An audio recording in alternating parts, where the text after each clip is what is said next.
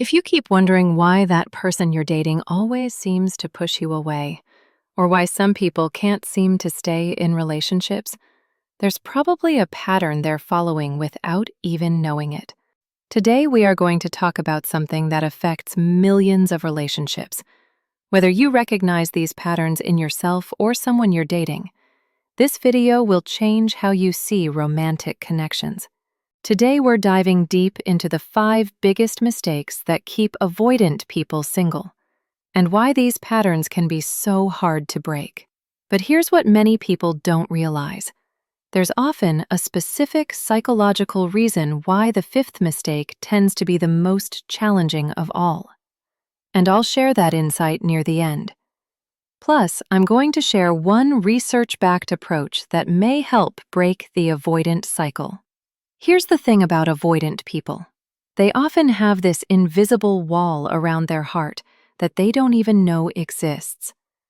They think they're just being independent and self-reliant, but what they may actually be doing is creating distance between themselves and the people who want to get close to them. Research suggests that about 20 to 22% of adults have an avoidant attachment style. They learned early in life that depending on others can lead to disappointment. Maybe their parents were emotionally unavailable, or maybe they got hurt so badly in a past relationship that their brain decided never again. But here's where it gets tricky. These protective mechanisms that once kept them safe might now be keeping them alone. Let me share a story. I once knew someone, let's call him Mark, who was successful, attractive, and funny. On paper, he was a catch. But Mark had a pattern. Every time a relationship started getting serious, he'd find reasons to pull back. "She's too needy," he'd say, or "I need my space." What Mark didn't realize was that he was the common denominator in all his failed relationships. These mistakes often build on each other. And when you see how mistake number 3 connects to what researchers call one of the most toxic behaviors in relationships, you'll understand why so many avoidant people end up alone. Mistake number 1: avoiding vulnerability and emotional expression. This tends to be one of the most significant mistakes avoidants make. When someone asks how they're feeling, they often give surface-level answers. When their partner tries to have a deep conversation, they might change the subject or make jokes to lighten the mood. Vulnerability can feel dangerous to avoidant people because it means giving someone the power to hurt them. But here's what's often happening. By refusing to be vulnerable, they're suggesting to their partner that they can't be trusted with emotions either. It creates this cold, distant dynamic where nobody feels truly connected. Research from Dr. Brené Brown suggests that vulnerability is actually the birthplace of love, belonging, and joy. When someone shares their fears, insecurities, and true feelings, they create intimacy. Without it, relationships often stay shallow and eventually die. If avoidant people never let anyone see the real them, how can anyone love the real them? Their partners are loving a version that doesn't actually exist, and deep down, everyone involved knows that. Mistake number 2: valuing independence over intimacy. Independence is great. Self-reliance is admirable. But when avoidant people prioritize these things above connection with others, they can create an imbalance that damages relationships. They often think that needing someone is weakness. But healthy relationships tend to involve interdependence, where 2 whole people choose to share their lives together. The mistake here is thinking it's either complete independence or suffocating dependence. There's a middle ground called secure attachment, where someone can maintain their identity while also building something beautiful with another person. I've seen avoidant people end perfectly good relationships because their partner wanted to spend more time together or make future plans. They might interpret normal relationship progression as someone trying to trap them or take away their freedom. But what they're often really afraid of is losing themselves in the relationship. When avoidant people constantly push for space and independence, they're essentially suggesting to their partner that being close to them feels like a threat. Mistake number 3. Withdrawing or shutting down during conflict. Conflict is inevitable in any relationship, but how avoidant people handle it often determines whether their relationships grow stronger or fall apart. They tend to shut down the moment things get emotionally intense. Maybe they give the silent treatment. Maybe they physically leave the room.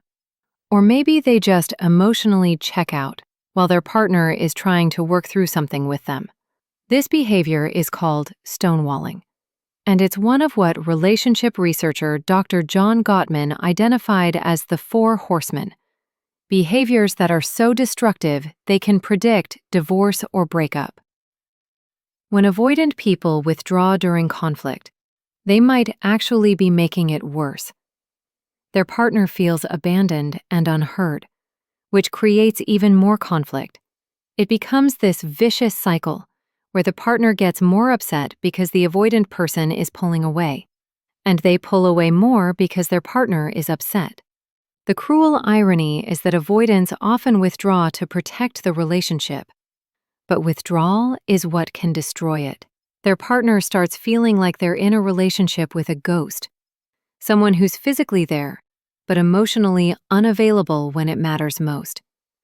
This creates the perfect storm for mistakes 4 and 5, which can slowly kill their partner's hope for the relationship. Mistake number 4. Dismissing or downplaying relationship needs. Avoidant people often have a tendency to minimize emotional needs, both their own and their partner's.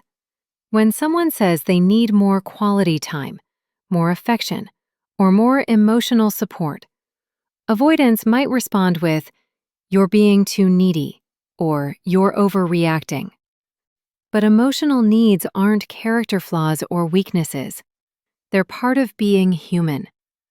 When avoidant people consistently dismiss their partner's needs, they might be communicating that their feelings don't matter. Even more concerning, many avoidant people don't even recognize their own relationship needs. They might tell themselves they don't need much from a relationship, but that's often because they've learned to suppress those needs to avoid disappointment. The problem is, unmet needs don't disappear. They just create resentment and distance. Research suggests that people who dismiss emotional needs are more likely to experience relationship dissatisfaction and breakups. Mistake number 5. Hiding flaws and fearing judgment. Avoidant people can be perfectionists when it comes to relationships, but not in a good way. They're often terrified of being seen as flawed or inadequate, so they hide their mistakes, struggles, and imperfections. They present this polished version of themselves, and then panic when their partner starts to see cracks in the facade. This fear of judgment can create impossible standards. They can't maintain perfection forever, and when their real self inevitably shows up, they often either run away or sabotage the relationship before their partner can reject the real them. But here's the deeper insight I promised you. This often isn't really about perfectionism at all. Research suggests it might be about underlying shame.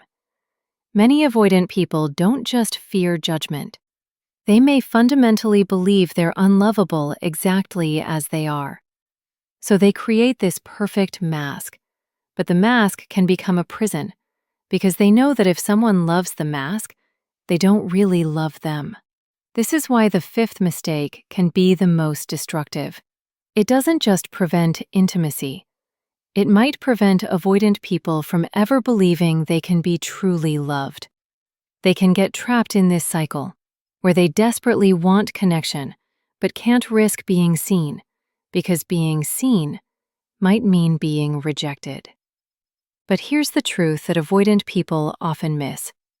Most people don't fall in love with perfect people. We fall in love with real people. Their flaws, quirks, and struggles are part of what makes them human and lovable. When they hide these parts of themselves, they might be robbing their partner of the chance to love all of them. Now, here's that research-backed approach I promised you, something that might help break the avoidance cycle. Based on attachment theory research, one approach involves taking small, manageable steps toward vulnerability and connection. Instead of trying to become completely open all at once, avoidant people can start with tiny steps. Share one small, genuine feeling. Stay in a conversation for just 2 minutes longer than usual when it gets emotional. Acknowledge one of your partner's needs instead of dismissing it. Ask for one small thing you actually need. The key is making these changes small enough that they don't trigger the fear response, but consistent enough to potentially build new patterns. Each small act of vulnerability or connection might create evidence that intimacy doesn't necessarily equal danger. For those dating avoidant people, the approach involves understanding that these patterns often aren't personal attacks. They may be protective mechanisms learned in childhood. But it also means not accepting emotional unavailability as the price of love. Remember, being avoidant isn't anyone's fault. It's how they learned to protect themselves. But staying in these patterns is a choice, and it's a choice that might keep them single and disconnected from the love they actually crave deep down. The goal isn't for them to become completely dependent or lose themselves in relationships. It's to find that balance where they can be authentically themselves while also being genuinely connected to another person. That's where real love might live. And that's what everyone deserves. If you found value in this video, don't forget to like and subscribe.